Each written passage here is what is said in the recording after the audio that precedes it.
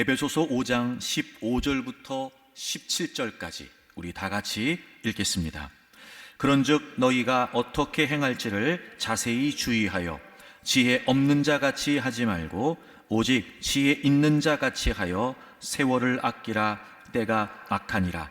그러므로 어리석은 자가 되지 말고 오직 주의 뜻이 무엇인가 이해하라. 아멘. 우리는 초과학, 초발달 시대를 살고 있습니다. VR, 가상현실, 메타버스, 현실 세계와 동일한 활동이 이루어지는 가상의 세계, 그리고 이제 거의 보편화되었다라고 말해도 과언이 아닐 만큼 사회 모든 부분에 혁신을 일으키고 있는 AI, 인공지능에 이르기까지 굉장히 발달된 시대를 살고 있습니다. 뿐만 아니라 현대는 개국 이래 가장 높은 스펙을 가진 시대라고 말합니다. 오버 스펙, 고스펙 평준화라고 하는 말이 사용될 정도입니다. 예루살렘 히브리 대학의 유발 하라리 교수는 인간을 가리켜 호모 데우스, 즉 신이 된 인간이라고까지 설명을 합니다. 모든 것을 할 수 있는 정도가 됐다는 거죠. 그렇게 과학은 발달하고 학문과 기술은 전문화되고 세분화되고, 그리고 우리는 그 속에서 무수히 쏟아지는 다양한 정보 속에 살아갑니다. 게다가 이제는 그 발달의 속도가 우리가 따라가기도 어려울 만큼 초고속으로 진행되고 있습니다. 물론 이런 부분들이 긍정적인 면도 적지 않습니다. 그럼에도 불구하고 사실 부정적인 부분도 많이 있습니다. 그렇게 다양한 많은 정보들이 있으면 좋을 것 같기도 한데 사실 정리하고 적용하는 게 쉽지 않습니다. 오히려 우리가 더 우왕좌왕하게 되기도 합니다. 점점 발달해 가는 것은 좋은데 그러다 보니 예측 불가능성이 높아지는 겁니다. 그러니 이 시대를 살아가고 있는 우리에게 점점 불안은 더 가중되고 늘 두려움 속에 살게 되고 혼란 속에 살게 된다는 거죠. 어떻게 행할지, 어떻게 살아야 할지가 점점 막막해지는 시대가 아닌가 싶습니다. 지식, 교육, 학습, 숙련 등을 통해 사람이 재활용할 수 있는 정보와 기술을 포괄하는 뜻이라고 합니다. 지식은 점점 많아지고 있습니다. 이론적 지식은 늘어가고 있습니다. 그런데 그에 비해 실제적 지혜는 따라가지 못하는 겁니다. 지혜, 사람, 사물, 사건이나 상황을 깊이 이해하고 깨달아서 판단하며 사는 것이 지혜의 뜻이라고 합니다. 해박한 지식은 있는지 모르지만 현명한 지혜는 없는 겁니다. 지식은 쌓여가는데 그 모든 지식들을 사고하고 분별하고 통찰하고 판단하는 지혜는 따라가지 못하는 겁니다. 그런 걸 보면 우리가 살고 있는 이 시대는 지식보다는 지혜가 더 필요한 시대가 아닌가 싶습니다. 우리의 초점은 지식을 추구한다라기보다는 오히려 지혜를 추구해야 되는 게 아닐까 싶습니다. 그래서 오늘 본문은 우리에게 지혜를 권면하고 있습니다. 오늘 15절을 보시면 꽤 독특한 내용이 등장하는데요. 오늘 본문 15절을 보세요. 그런즉 너희가 어떻게 행할지를 자세히 주의하여 지혜 없는 자 같이 하지 말고 오직 지혜 있는 자 같이 하여, 이렇게 설명하고 있어요. 여러분, 제가 왜 독특하다고 이야기했냐면 오늘 성경은요 우리의 인생을 두 부류로 나누고 있습니다. 지혜 없는 자, 그리고 지혜 있는 자. 사실 이렇게 분류하지 않거든요. 근데 참 성경의 시각이 독특하죠. 두 부류의 인생이 있답니다. 지혜 없는 인생, 지혜 있는 인생 말입니다. 이 대목에서 여러분에게 묻고 싶습니다. 여러분은 지혜 있는 인생이십니까? 지혜 없는 인생이십니까? 대답을 해야 진도를 나가죠. 참 독특하죠, 여러분. 우린 이런 생각 안 한단 말이에요. 근데 성경은 딱 둘로 구분을 하네요. 인생은 둘 중에 하나다. 지혜 없는 자, 지혜 있는 자. 그러면 성경은 우리에게 지혜 있는 자가 되라고 권면하지요. 사랑하는 교우 여러분, 우리 모두 지혜 있는 자가 되기를 바랍니다. 우리 모두 이 복잡하고 그리고 혼란스러운 이 시대에 지혜 있는 자가 되어서 지혜로운 삶, 지혜롭게 생각하고 그리고 판단하고 통찰하고 결정하는 그런 지혜로운 자가 되기를 바랍니다. 그럼 이렇게 지혜로운 인생이 되라고 권면하는 성경에서 지혜를 과연 무엇이라고 우리에게 가르쳐 줄까요? 오늘 본문 15절이 이렇게 시작합니다. 그런즉 이렇게 시작을 해요. 그러니까 지혜에 관해 이야기하면서 맨 앞에 그런즉 지혜 있는 자가 되라 말하는 걸 보면 앞에 먼저 어떤 내용이 나왔고 그리고 그 내용과 연관해서 그러니까 자 앞에 내용이 먼저 나왔고 그러니까 너희는 어떻게 행할지를 자세히 주의해서 지혜 있는 사람이 되라 라고 말하는 거예요. 그러니까 이 지혜라고 하는 개념은 앞에 나와 있는 내용과 연관이 있는 거죠. 앞에 나와 있는 내용을 다 살펴볼 수는 없고요. 가장 핵심적인 내용만 좀 살펴보려고 그래요. 8절을 보겠습니다. 8절 우리 같이 읽을까요? 에베소서 5장 8절 다 같이 읽습니다. 시작. 너희가 전에는 어둠이더니 이제는 주 안에서 빛이라 빛의 자녀들처럼 행하라. 아멘. 여러분도 딱 느껴지시잖아요. 어둠과 빛 이런 대조를 통해서 우리가 어떤 존재인지를 설명해 줍니다. 이 빛과 어둠이라고 하는 개념은요, 바울 사도가 우리 인간의 존재, 우리 인간의 실존에 관해서 자주 사용한 표현입니다. 제가 자세한 설명을 드리지 않아도 여러분들이 분명히 아실 거예요. 빛과 어둠. 우리가 전에는 어둠이었는데 이제는 주 안에서 빛이라는 거예요. 전에는, 이제는 이 구분이 되어 있고 주 안에서라고 하는 기준이 있으며 이제 어둠과 빛이다 이렇게 설명을 하고 있는 거예요. 그러니까 이거는 예수 그리스도를 기준으로, 즉 우리가 예수님 믿기 이전 그리고 예수님을 믿고 난 이후에 대한 우리의 존재의 설명이겠죠. 예수님 믿기 전에 우리는 어둠이었어요.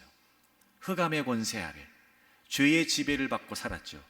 우리의 인생은 어둠이었어요. 그런데 빛 되신 예수 그리스도를 만나고 그분을 나의 구주와 주님으로 믿으면서 이제 주 안에서 뭐가 됐어요? 빛이 됐어요. 여러분, 여기서 이 빛이라는 것은 바로 하나님의 구원과 하나님의 생명을 의미하겠죠. 이제는 예수님을 믿는 이제는 더 이상 우리가 어둠이 아니고 그리고 이제 우리가 빛이 되었다. 빛의 자녀가 되었다라고 하는 설명이에요. 자, 이게 중요한 내용이에요. 앞부분. 자, 그리는 거죠. 자, 너희가 전에는 어둠에 있었어.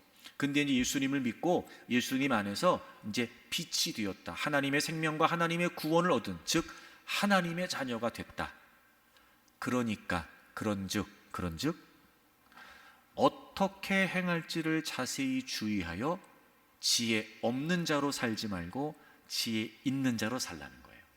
그럼 지혜 있는 자라는 건 어떻게 행할지를 자세히 주의하는 건데, 이 어떻게 행한다고 하는 의미의 핵심이 뭐예요? 앞에 우리가 하나님 자녀 됐다는 거예요. 너희들이 과거에는 어둠이었는데 이제는 예수님 안에서 빛이 됐다. 즉 너희들은 이제 하나님의 자녀가 됐어. 우리의 정체성이 달라진 거죠. 너희들은 이제 하나님 자녀가 됐다. 그러니까 하나님의 자녀가 됐으니까 어떻게 행할지를 자세히 주의하라는 거예요. 이런 거예요. 이런 거예요. 이제부터는 우리가 뭘 보고 뭘 들을 때 내가 하나님의 백성으로서 보고 듣는 거예요. 그런즉, 그렇죠? 그런즉 이런 거죠. 우리가 생각할 때 이제부터는 하나님의 백성으로서 생각하는 거예요. 말하고 행동할 때 이제 우리가 하나님 백성 됐으니까, 너희들 하나님 백성 됐어? 그런즉 이제 하나님 백성 됐으니까 하나님 백성으로서 말하고 행동하는 거죠. 하나님 백성 됐으니까 그런즉 어떻게 행할지를 자세히 내가 하나님 백성 됐는데 하나님 백성으로서 어떻게 생각하고 하나님 백성으로서 어떻게 결정하고 하나님 백성으로서 내가 어떻게 살아가야 될까? 하나님 백성이 됐으니까 그런즉 어떻게 행할지를 자세히 주의해라. 그게 곧 지혜 있는 삶이 된다는 거예요. 자, 지혜가 뭘까요, 여러분? 지혜는 삶과 정체성이 일치하는 거예요. 그게 지혜예요. 다른 생각할 거 없습니다. 다른 고민할 거 없습니다. 다른 생각할 거 없습니다. 정말 우리가 지혜 있는 자로 살기를 원한다면 우리의 모든 상황에서 나의 정체성, 즉 하나님 백성 되었다는 이 정체성이 삶과 일치가 되면 그것이 곧 지혜가 됩니다. 사랑하는 교우 여러분, 우리 모두 지혜 있는 자가 되기를 바랍니다. 매사 지혜롭게 생각하고 지혜롭게 통찰하고 또 지혜롭게 결정하고 지혜롭게 말하고 행동하는 저와 여러분들이 되기를 바랍니다. 기억하세요. 삶과 정체성이 일치되는 거예요. 여러분, 그럼 거꾸로 나는 분명히 구원받은 하나님 백성이잖아요. 나는 이제 어둠이 아니고 빛이란 말이에요. 하나님의 생명과 구원을 얻은. 근데 만약 우리가 이 하나님 백성이라고 하는 정체성을 놓친 채 그냥 생각하고 그냥 판단하고 그냥 결정한다면 그건 어리석은 거예요. 이 대목에서 다시 묻겠습니다. 여러분은 지혜롭게 사셨습니까? 아니면 지혜 없이 사셨습니까? 성경이 우리에게 지혜권에 권면하면서 지혜가 무엇인지를 알려주지요. 삶과 정체성이 일치하는 거예요.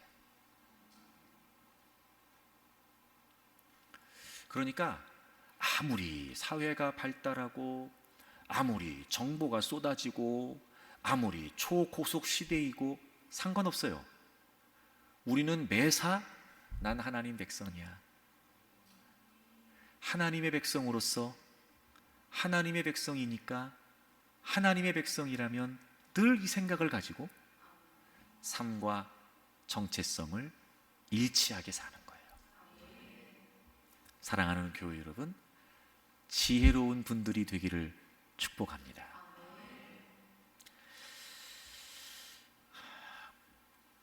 특히나 오늘 성경이 15절을 다시 보세요. 그런즉 너희가 어떻게 행할지를 자세히 주의하래요. 여기서 이 주의한다라고 하는 동사가 현재 시제예요. 이게 무슨 말이냐면 항상 계속해서 주의 깊게 살피라는 거예요. 그러니까 이런 거예요. 우리가 구원받은 하나님 백성으로서 정말 지혜롭게 살려면 모든 순간에 내가 하나님의 백성이라고 하는 정체성을 갖고 있어야 돼요. 다시 말하면 정말 지혜롭게 살고 싶다면 내가 하나님 백성이라고 하는 이 정체성을 반드시 인식해야 돼요. 모든 순간에서. 그러니까 여러분, 지혜는 우리의 정체성과 밀접한 연관이 있고, 그러므로 우리는 지혜롭게 살기 위해서 그 무엇보다 내가 하나님 백성이 되었다는 이 정체성에 마음을 둬야 돼요. 내가 누구냐? 내가 누구냐? 나는 하나님 백성이다. 어디 있든지 간에, 누구와 있든지 간에, 무엇을 하든지 간에, 혹 내가 홀로 있는 공간과 시간 속에 있다 할지라도 정말 지혜롭게 살기를 원한다면 우린 이걸 잊으면 안 돼요. 나는 하나님의 백성이다. 그러니까 여러분, 하나님의 백성이라고 하는 정체성이 우리의 삶에 이렇게 중요했던 거예요. 그래서 내가 하나님 백성 되었다는 게 어떤 의미인지 이 정체성을 우리가 분명히 인식하도록 제가 여러분에게 좀 자세히 설명하면서 좀 이렇게 확실히 각인되도록 제가 여러분에게 말씀을 좀 드리려고 그래요. 먼저 내가 하나님 백성 되었다는 정체성, 이게 무슨 의미냐? 자, 요한복음 15장을 찾겠습니다. 자, 요한복음 15장 19절 보겠습니다. 19절 우리 다 같이 읽겠습니다. 시작. 너희가 세상에 속하였으면 세상이 자기의 것을 사랑할 것이나 너희는 세상에 속한 자가 아니요 도리어 내가 너희를 세상에서 택하였기 때문에 세상이 너희를 미워하느니라. 아멘. 우리가 하나님 백성 되었다는 정체성을 아주 실제적으로 알게 해주는 예수님의 말씀이에요. 일단 가장 핵심적으로 중간에 보시면 내가 너희를 세상에서 뭐 하셨대요? 택하셨대요. 택하셨대요. 여러분, 이 택했다라고 하는 말이 두 단어가 합쳐진 반인데요, 밖으로라고 하는 단어와 이끌다, 이 두 단어가 합쳐진 거예요. 그래서 이 택했다는 말은 무슨 말이냐면 밖으로 끄집어냈다, 이런 뜻이에요. 자, 아까 로마서 5장 8, 에베소서 5장 8절에서 너희가 전에는 뭐였다고요? 어둠이었다고요. 우리가 어둠의 세력, 그렇죠? 흑암의 권세 아래, 죄의 지배 아래 있었어요. 그런 우리를 예수님께서 택하셨다, 이게 무슨 말이에요? 그 어둠에서 우리를 빛으로, 밖으로 끄집어내신 거예요. 세상에서 택했다라고 말할 때 이 에서라고 하는 전치사는 분리를 의미합니다. 분리. 여러분 이거 잊으시면 안 돼요.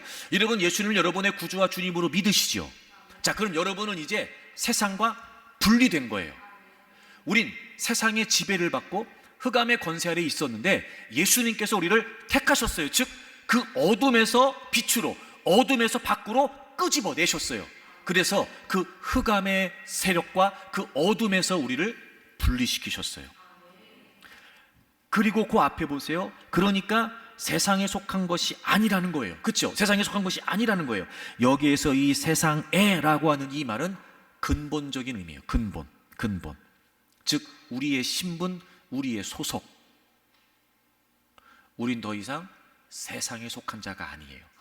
왜냐하면 예수님께서 세상에서 우리를 끄집어내셨거든요. 자, 우리가 하나님 백성이라는 정체성을 우리가 어떻게 이해해야 되냐? 첫째가 뭐냐면 구분이에요. 구분. 우린 세상에 있어요. 근데 세상과는 구분된 사람들이에요. 이 구분이라는 단어를 제가 사전에 찾아봤더니 일정한 기준에 따라서 부분이나 종류를 가른다, 나눈다, 이런 뜻이더라고요. 일정한 기준, 예수 그리스도, 그렇죠? 예수님께서 세상과 우리를 구분해 주신 거예요. 이게 우리가 선택받은 거예요. 그러니까 그걸 기억하셔야 돼요. 우리가 세상에 살고 있다는 이유 때문에 세상과 내가 구분되지 않으면 안 돼요. 맞죠? 제 말이 맞죠? 그러니까 내가 세상에 살고는 있으나 오늘 주님 말씀처럼 세상에 속한 자가 아니기 때문에 당연히 세상에 속하지 않은 사람이 세상에 존재하게 되면 어떻게 되겠어요? 구분되겠죠. 쉽게 예를 들면 이런 거예요. 군대 갔다가 휴가를 나오잖아요. 휴가를 나와도 여전히 군인이잖아요. 그래서 휴가 나올 때 군복 입고 나온단 말이에요. 그럼 나오면 많은 사람들과 같이 섞여 있단 말이에요. 근데 군인이니까 뭘 입고 있어요? 군복을 입고 있죠. 그래서 어떻게 돼요? 구분이 되잖아요. 이해가 되시죠, 여러분? 우리가 하나님 나라 백성 됐어요. 하나님 자녀 됐어요. 물론 여전히 세상에는 살아요. 하지만 우리의 소속과 신분은 세상이 아니고 하나님이잖아요. 당연히 우리는 그 속에서 뭐가 된 사람이요? 구분된 사람이에요. 아, 나는 구분돼 있다. 구분돼 있다. 그러니까 항상 지혜롭게 살기 위해 내가 하나님 백성이라는 정체성을 기억하려면, 아, 나는 구분돼 있어. 나는 구분돼 있어. 나는 세상과 분리된 사람이야. 이걸 기억하셔야 돼요. 그 다음에 우리가 하나님 백성이라고 하는 정체성을 어떻게 우리가 또 기억하고 이해해야 될까? 우리가 예수님을 믿고 이전과 달리 예수님을 믿고 난 이후에 분명한 변화들이 주어졌어요. 분명한 변화들이. 이 변화는 단순히 형식적인 외적인 변화를 말하는 게 아니라 질적인 변화를 말해요. 근데 이 변화가요, 어마어마한 변화입니다. 자, 먼저 고린도후서 5장을 찾아보세요. 몇 가지 변화를 제가 설명드리려고 그래요. 저는 여러분이 이 말씀을 분명히 새겨서 거룩한 정체성, 자존감이 좀 우리에게 있으면 좋겠어요. 고린도후서 5장 우리 17절을 같이 읽겠습니다. 그래서 제가 일부러 다 같이 읽는 거예요. 고린도후서 5장 17절 우리 다 같이 읽겠습니다. 그런즉 누구든지 그리스도 안에 있으면 새로운 피조물이라 이전 것은 지나갔으니 보라 새 것이 되었도다. 아멘. 여러분 놀랍죠? 우리가 예수 그리스도를 믿고 이제 예수 그리스도 안에 있게 됐어요. 이게 무슨 말이냐면 우리가 새로운 피조물이 됐다는 거예요. 여러분 우리가 구원을 잘 이해해야 되는데, 여러분 구원은 repair, 즉 더 나은 삶을 위한 개선이 아니에요. 이게 구원이 아니에요. 구원은 새로운 피조물, new creation, 새로운 창조예요. 그래서 그 뒤에 뭐라고 나와요? 이전 것은 뭐 했다고요? 지나갔다. 여러분이 지나갔다는 말이 무슨 말이냐면 소멸됐다는 말이에요. 다시 말하면 우리가 인생의 어느 시점에서 예수 그리스도를 만나서 그 예수님을 나의 구주와 주님으로 믿잖아요. 그러면 그 이전의 삶은 다 없어지는 거예요. 그 식을 뭐라고 표현해요? 예수님이 나의 죄를 위해 죽으셨을 때 나도 죽은 거예요. 즉 다 끝난 거예요. 끝난 거예요. 그래서 리페어가 아니라 뉴 크리에이션, 그리고 이제는 그 예수 그리스도의 새로운 생명 안에서 이제 새로운 존재가 된 거예요. 이전 것은 지나갔으니 새 것이 됐다. 물론 이런 거예요. 새 것이 됐다고는 말하는데 난 겉으로 달라진 게 아무것도 없어요. 그래서 내가 새 것이 된 게 맞아? 내가 새로운 창조가 된 게 맞아? 우린 의심할 수 있단 말이에요. 하지만 예수님께서 말씀을 통해 우리에게 분명히 알려주셨잖아요. 하나님께서 너희는 이제 새로운 피조물이야. 여러분, 저는 여러분들이 이 존재적인 변화를 확신하셨으면 좋겠어요. 여러분 이거 굉장히 중요합니다. 우린 더 이상 죄의 지배를 받고 살았던 그 이전의 삶의 사람들이 아니에요. 이제 우리는 새로운 존재가 됐습니다. 존재적 변화가 일어났어요. 여러분, 그리고 이 존재적 변화라는 건 우리에게 놀라운 실존적 변화를 가져다 줍니다. 자, 요한일서 4장을 보세요. 요한일서 4장. 여러분, 우리가 예수님 믿는 게요, 이렇게 놀라운 일이었어요. 우리 같이 읽습니다. 요한일서 4장 15절 다 같이 읽습니다.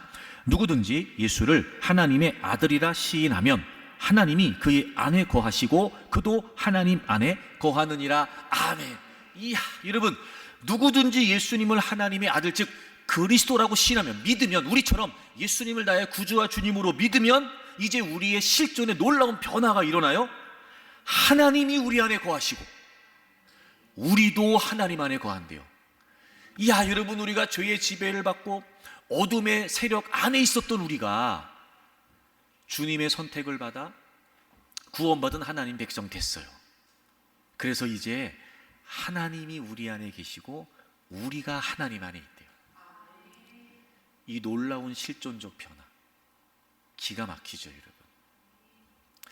정말 여러분이 예수님을 여러분의 구주와 주님으로 믿잖아요. 그러면요, 하나님이 여러분 안에 계시고 여러분이 하나님 안에 있는 거예요. 이건 우리의 느낌, 우리의 감정, 그것과 상관없어요.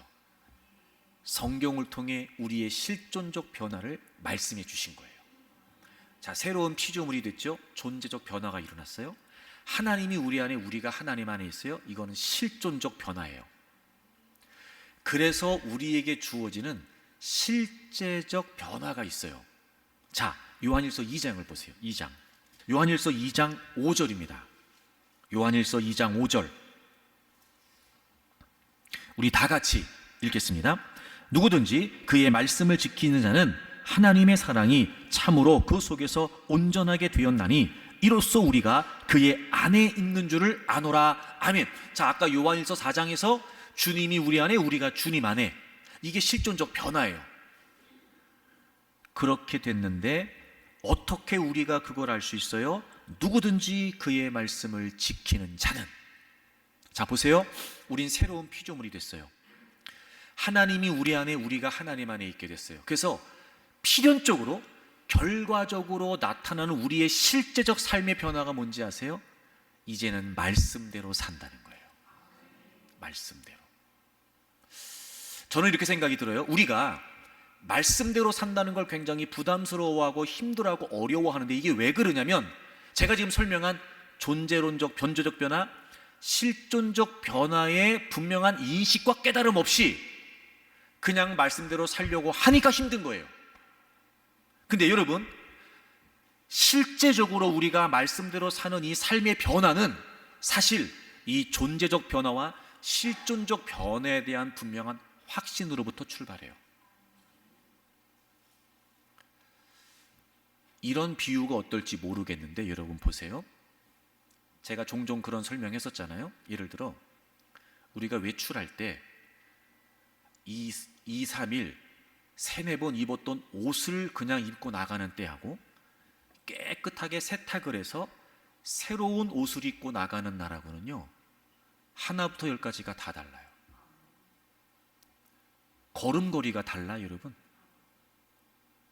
게다가 가는 길도 다릅니다. 처음 세탁해서 옷 입고 나가잖아요. 지저분한데 돌아갑니다, 여러분. 그냥 밟고 안 지나가요. 자리에 앉아도요, 밑에 뭐가 묻었나 살핍니다. 음식 먹으러 식당 갔을 때요, 이거 앞치마 다 합니다, 여러분. 그거.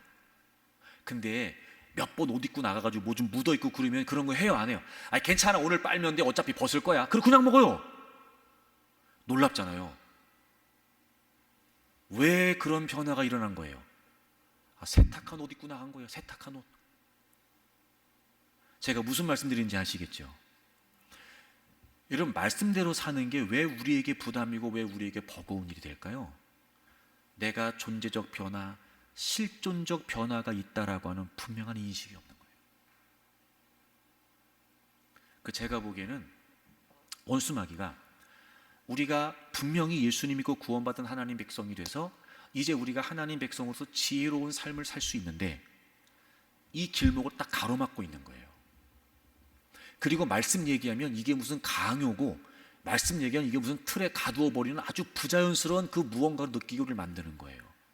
여러분, 우리가 속는 거예요. 그게 아니고요, 우리는 이미 예수님을 나의 구주와 주님으로 믿음으로 새로운 존재가 됐어요. 그리고 이제요, 하나님이 우리 안에, 우리가 하나님 안에 거하는 이 놀라운 실존적인 변화가 일어났어요. 여러분 생각해 보세요. 그분을 내가 모시고 산다니, 내가 그분 안에 있다니, 그분과 내가 연합이 되어 있다니, 와, 여러분 기가 막히지 않아요? 이 부분에 대한 인식이 분명해지기 시작하면 말씀대로 사는 건 저는 자연스럽게 주어지는 결과라고 믿어요. 자, 그럼 보세요. 우리가 지혜롭게 산다는 건 삶과 정체성이 일치되는 거예요. 그래서 첫째, 우리의 정체성은 구분으로 이해해야 되고, 둘째, 우리의 정체성을 구별로 이해해야 돼요. 구별. 구분과 달리 구별이라고 하는 말은 무슨 말이냐면요, 성질이나 종류가 다르다는 거예요. 즉 질적인, 내면적인 그런 차이를 구별이라고 말해요. 그도 그럴 것이, 여러분 보세요. 그도 그럴 것이, 우리가 세상에 살아요. 근데 세상에 속하지 않고 구분된 사람이라는 의식을 갖고 이제 주님이 내 안에, 내가 주님 안에 있으니 늘 그분의 말씀을 따라 살려고 하면, 보세요, 세상에 섞여 있는 우리가 그들과 달리 하나님 말씀대로 살면 당연히 구별되겠죠. 무슨 말인지 아시죠? 당연히, 자연히 구별이 돼요. 우리가 꼭 구별되려고 해서 되는 게 아니고요, 내가 새로운 존재가 됐다, 이제 주님이 내 안에 거하신다라고 하는 이 분명한 정체성을 가지고 하나님의 말씀대로 살기 시작하면 자연히 구별이 되는 거예요. 자연히 구별이 되는 거예요. 그리고 그것이 곧 지혜가 된다는 거예요. 여러분, 지혜라는 건 복잡한 거 아니에요. 삶과 정체성이 일치되는 거예요. 여러분 기억하셔야 돼요. 나는 구분된 존재고 나는 구별된 존재다. 근데 여기서 한 가지 중요한 핵심은 우리가 뭘 해서 구분되는 게 아니고 우리가 뭘 해서 구별되는 게 아니죠. 이걸 잘 기억하셔야 돼요. 이미 예수님께서 이루어 주신 그 대속의 은혜로 인해 그분의 공로의 결과로 우린 이미 구분됐고 이미 구별됐어요. 그러니까 그 분명한 정체성을 가지고 내가 하나님 백성으로 살면 그것이 곧 뭐가 된다고요? 지혜가 된다. 신명기 4장을 찾아보세요. 보세요. 하나님이 분명히 말씀하셨어요. 신명기 4장 5절 보세요. 내가 나의 하나님 여호와께서 명령하신 대로 규례와 법도를 너희에게 가르쳤나니 이는 너희가 들어가서 기업으로 차지할 땅에서 그대로 행하게 하려 함인즉. 그러니까 모세가 마지막 이제 이스라엘 백성들에게 고별 설교, 고별 말씀을 남기는 거예요. 그러면서 뭐라고 말해요? 내가 지금까지 너희들에게 하나님 말씀, 하나님 법도, 하나님 계명을 다 가르쳤어요. 근데 모세가 가르친 이유가 뭐예요? 너희가 들어가서, 즉 가나안 땅, 너희가 차지할 가나안 땅에 들어가서 그대로 행하게 하려 함이라. 그러니까 모세가 지금까지 그렇게 하여튼 지겹게 말도 안 듣고 하여튼 고집스럽고 하여튼 그런 이스라엘 백성들에게 계속해서 하나님 말씀을 가르치고 지도했던 이유가 뭐였어요? 앞으로 그들이 차지할 가나안 땅에 들어가서 그대로 살도록. 근데 하나님이 그것에 관해 이렇게 말씀하세요. 자, 6절 다 같이 읽겠습니다. 6절 다 같이 읽어요. 시작. 너희는 지켜 행하라. 이것이 여러 민족 앞에서 너희의 지혜요 너희의 지식이라. 그들이 이 모든 규례를 듣고 이르기를 이 큰 나라 사람은 과연 지혜와 지식이 있는 백성이로다 하리라. 아멘. 내가 너희들 거기에 들어가서 지키라고 내가 가르쳤어. 너희들 그대로 지키기만 해. 그러면 그것이 곧 즉 모세로부터 배운 하나님의 말씀대로 행하는, 그대로 행하는 그것 자체가 곧 지혜가 된다는 거예요. 그리고 거기에 같이 있는 가나안의 모든 족속들이 야, 저 민족은 정말 지혜로운 백성이네. 야, 저 민족은 정말 지혜로운 나라네 라고 일컬을 수 있다는 거예요. 이 말씀을 오늘 우리에게 그대로 적용해 보세요. 우리는 늘 말씀을 읽고 말씀을 듣고 말씀을 배우고 하지요. 그래서 우리가 하나님의 말씀을 깨닫고 알게 됩니다. 그래, 내가 말씀대로 살아야지. 그래, 내가 이 말씀대로 살 거야. 그리고 기도하면서 우리가 말씀대로 살아가요. 자, 보세요. 우리는 말씀대로 살았어요. 근데 다른 사람들이 보기에는 그게 어떻게 보인다고요? 지혜로운 것으로 보인다고요.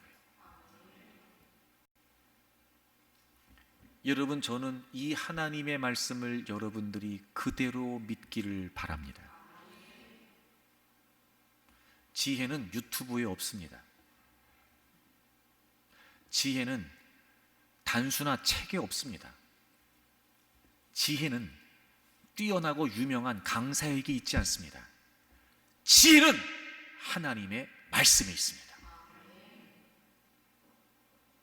분명히 하나님이 약속해 주셨어요.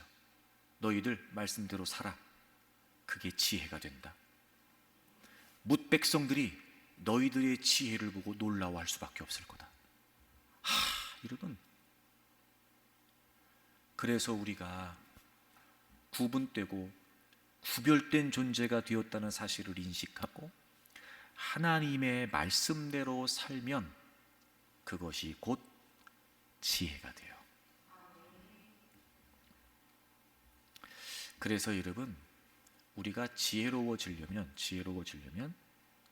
하나님의 말씀에 집중해야 돼요. 근데 참 안타까운 게 뭐냐면 점점 말씀에 대한 열심이 식어지는 것 같아요. 제가 이렇게 표현해 볼게요. 과거와 달리 말씀을 접하는 횟수는 늘어가고 있는지 몰라요. 과거와 달리 다방면에서 여러 가지 매체를 통해, 여러 가지 시스템을 통해 말씀을 접하게 되는지는 몰라요. 근데 저는 가끔 그런 마음 들어요. 정말 내 마음과 중심이 말씀에 있으며 말씀대로 살려고 하는가? 과거에는요, 이 시대보다 못 배웠던 우리 과거의 믿음의 선배들은요, 배운 거 없고 아는 거 없고 모자라고 가진 거 없어도요, 하나님의 말씀이라고 그러면 목숨 걸고 지켰어요. 그 당시엔 이유가 없었을까요? 그 당시엔 핑계가 없었을까요? 똑같았어요. 근데 그분들은 왜 그랬을 것 같아요? 중심이 다른 거예요. 중심이. 요즘은요, 아는 척은 해요. 아는 척은. 근데 하지 않아요. 너무 많이 들었어요. 이젠 설교도 말씀도 홍수 같아요. 핸드폰만, TV만 봐도 얼마든지 우리가 쇼핑하면서 말씀 들을 수 있어요. 근데 그 전과 달리 말씀 앞에 있는 마음과 중심은 아닌 것 같아요.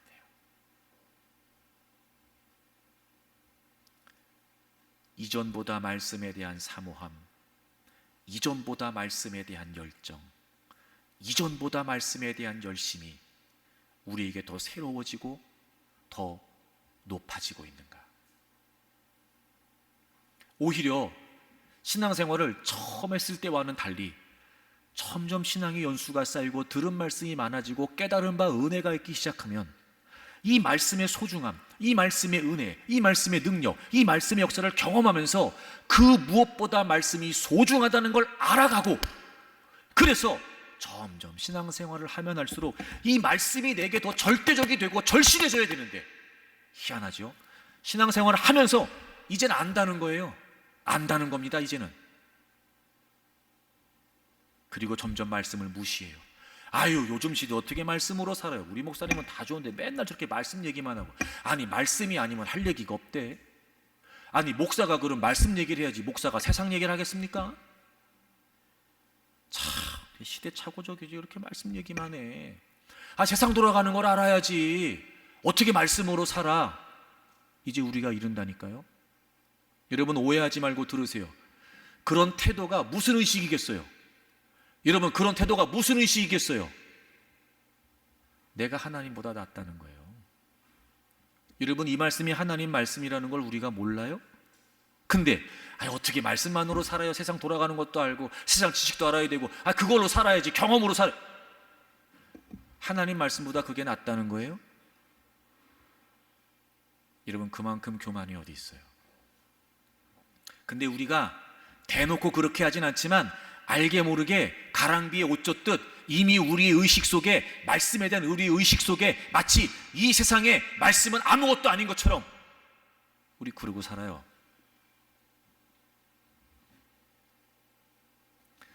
그래서 하나님의 백성이지만 세상에서도 무시당하고 어리석은 모습으로 사는 거예요. 분명히 신명기 4장에서 하나님이 약속해 주셨습니다. 너희들이 많은 족속들이 있지만 하나님 말씀대로만 살아. 그러면 그들이 너희들의 지혜를 보고 깜짝 놀랄 거다. 인정하지 않을 수 없을 거야. 약속해 주셨는데 우린 이 약속의 말씀은 무시하고, 약속의 말씀은 덮어놓고, 약속의 말씀은 간과하고, 마치 내가 더 알아야 되고 더 경험해야 되고 그래야 내가 세상을 지혜롭게 사는 것처럼. 착각입니다.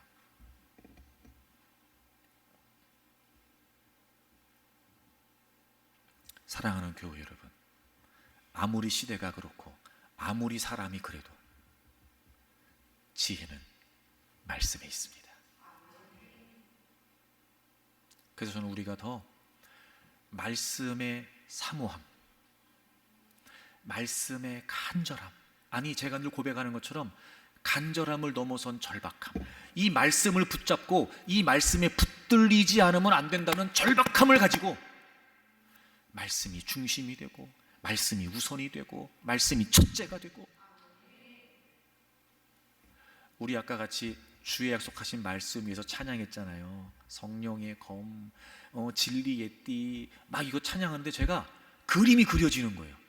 우리 교회 공동체가 말씀으로 견고하게 세워지고 여러분들이 그 말씀의 능력에 붙잡히고 막 그런 그림이, 환상이라고 하긴 좀 뭐하고 그런 그림과 생각이 막 찬양을 내한테 막 감동이 막 밀려오는 거예요. 막 제가 얼마나 가슴이 벅찼든지 너무 감사했어요. 야, 하나님이 오늘 이 찬양을 하게 하신 이유가 있었구나. 막 제가 너무 가슴이 벅찬 거예요. 제가 찬양하면서 기도했어요. 하나님 이 찬양의 말씀이 그대로 우리에게 이루어지게 해주십시오. 하나님 이 찬양의 가사가 우리 교우들에게 그대로 이루어지게 해주십시오. 제가 그런 마음으로 찬양했어요. 여러분, 저는 우리가요 그렇게 하나님의 말씀 위에 견고하고 바르게 세워지기를 바랍니다. 근데 이게 쉽지 않은 거죠. 그런 거잖아요. 원래 구분이다, 구별이다, 즉 이 다르다는 것 자체가 함께 있는 그 분위기 속에서 이것을 우리 힘들게 하는 거예요. 결국 구분된 존재, 구별된 존재로 말씀을 따라 살게 되면 다를 수밖에 없거든요. 오히려 다수의 많은 사람들을 따라야 힘들지 않은데 다수의 많은 사람들과 다르게 사니 이게 얼마나 버겁냔 말이에요. 그게 우리를 힘들게 하는 거예요. 이렇게까지 해야 돼. 이렇게 살아야 돼. 내가 하나님 백성이라는 걸 알겠는데 그렇다고 이런 걸 다 내가 포기하고 희생하면서 그 정체성을 지키겠다고 내가 이렇게 살아야 돼. 막 그런 마음이 우리에게 들 수 있다는 거죠. 다르다는 게 우리를 힘들게 하는 거예요. 근데 그게 지혜예요. 잊으시면 안 돼요. 제가 어떤 오디션 프로그램을 보다가 참 감동받은 장면이 있었어요. 이제 본인의 경연 순서가 돼서 이제 나오는데 휠체어를 타고 제작진이 이렇게 밀고 나오더라고요. 기타를 안고, 여성 가수였는데 기타를 안고 휠체어에 앉아 있었고 제작진이 휠체어를 밀고 나왔어요. 그러니까 뭔 일이 있었나? 원래 저렇게 몸이 불편한 분인가? 그리고 이제 제가 이렇게 봤는데 표정이 너무 밝은 거예요. 그러니까 더 궁금한 거예요. 이 사람이 어떤 사람인지. 자신을 소개하는데 이렇게 타이틀이 나오더라고요. 나는 죽다 살아난 가수다, 이렇게 나오더라고요. 그 사회자가 물었어요. 아니 어쩌다가 이렇게 휠체어를 타고 나오게 됐습니까? 그랬더니 이 참가자가 말하는 거예요. 사실 제가 오늘 무대에도 못 설 뻔했습니다. 예심에 합격을 하고 준비하던 중에 1톤 트럭에 치인 거예요. 정신을 차려보니까 본인은 트럭 밑에 깔려 있었고, 근데 심지어 이 운전기사분이 자신을 치인 것도 모르고 그 상태로 몇 미터를 간 거예요. 허리부터 시작해서 6군데가 부러지고 온몸에 심각한 수준의 부상을 입은 거예요. 근데 보세요. 이분이 뭐라고 말하냐면, 처음에는 막막했는데요, 다행히 제가 노래할 수 있는 목소리랑 기타 칠 수 있는 손이랑 팔은 다치지 않았어요. 이것은 내가 이 경연에 나가고 그리고 그 이후로도 할 노래들이 많이 남아있다는 의미이구나 생각했어요. 그리고 열심히 재활을 해서 그 경연에 나온 거예요. 다들 심사위원들도 놀라는 거예요. 어떻게 저렇게 생각할 수 있냐는 거죠. 그러면서 노래하기 전에 마지막으로 그냥 이것만으로도 너무 감사해요, 이렇게 말하더라고요. 그렇게 심각한 부상을 입었고 끔찍한 사고를 당했는데도 가수라고 하는 정체성을 지켰다는 게 감사하다는 거예요. 다 다쳤는데 노래할 수 있는 목소리는 나오고 기타 칠 수 있는 팔은 멀쩡하니까 자기는 행복하다는 거예요. 감사하다는데. 이야, 제가 그런 마음 들었어요. 정체성이 동기고 정체성이 동력이다, 이런 마음 들었어요. 와, 여러분,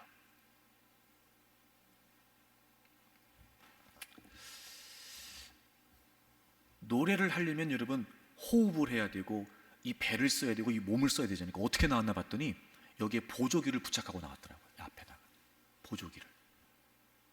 심사위원들이 걱정하더라고요. 아니, 어깨가 허리가 조금만 결려도 노래할 때 힘든데 어떻게 노래를 하냐. 저도 궁금해서 봤는데요, 이야, 전혀 사고를 당한 사람답지 않게 노래도 잘했지만 그 표정이 너무 행복해 보이는 거예요. 노래가 끝나고 어떤 심사위원이 이렇게 심사를 하더라고요. 심사를 하다 보면 가장 기분 좋은 순간이 언제냐면 노래에서 그 사람이 느껴질 때 기분이 좋아요. 참가자의 노래에서 참가자가 어떤 사람인지를 느끼게 됐어요. 그 모습이 너무 아름답고 소중하다고 생각합니다, 얘기하더라고요. 제가 퍼뜩, 그래, 우리가 이 땅에 살면서 하나님 백성이라는 정체성을 지키기 위해 많은 걸 포기하고 희생하고 절제해야 될 수 있다. 하지만 내가 내 정체성을 지킬 수만 있다면 우린 그걸로 충분하다. 근데요, 그 모습이 또 다른 누군가에게 그를 그답게 보이게 하는 거예요. 노래를 들으면서 그 사람을 봤다는 거 아니에요? 그럼 우리가 하나님 백성으로 사는 게 쉽진 않을 거예요. 다르다는 그 자체가 우리에게 부담일 수 있어요. 그런데 우리가 그런 중에도 그렇게 살면 그들은 말하지 않을지 모르지만, 그들은 인정하지 않을지 모르지만 결국 우리가 그렇게 살아가는 삶의 모습 속에서 저 사람은 하나님의 사람이구나, 저 사람은 하나님의 백성이었어, 그걸 그들이 보게 된다는 거죠. 그거 아세요? 그것만큼 아름답고 그것만큼 감동적인 일이 없어요. 하나님 백성으로서 하나님 백성답게 사는 거, 하나님 백성으로서 하나님 백성으로 사는 거, 여러분, 그것보다 감동적이고 그것보다 아름다운 삶은 없어요. 그것보다 타인을 설득할 수 있는 삶은 없어요. 사랑하는 교회 여러분, 우리 모두 지혜로운 자들이 되기를 바랍니다. 삶과 정체성이 일치해야 돼요. 우린 구분됐고 구별된 존재들입니다. 그래서 하나님의 말씀을 따라 살면 되죠. 어려운 이유는 다르기 때문인 거예요. 하지만 그럼에도 불구하고 우리가 하나님의 백성이라는 정체성을 지키는 그 삶은 우리에겐 힘들고 어려운 일일 수 있으나, 여러분, 그것이야말로 나를 나답게 하는 일이고 그들도 우리를 인정하게 하는 삶의 모습일 거예요. 그게 곧 지혜가 된다는 거. 지식보다 더 중요한 지혜, 이런 시대를 살아가야 되는 분명한 통찰력과 분별력과 판단력을 가지게 하는 지혜, 하나님의 말씀에 있다는 걸 잊지 마십시오.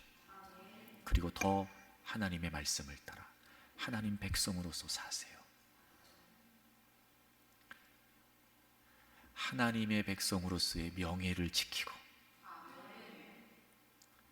거룩하고 진실하고, 그래서 세상에 당당하게 살아가는 저와 여러분들이 되기를 바랍니다.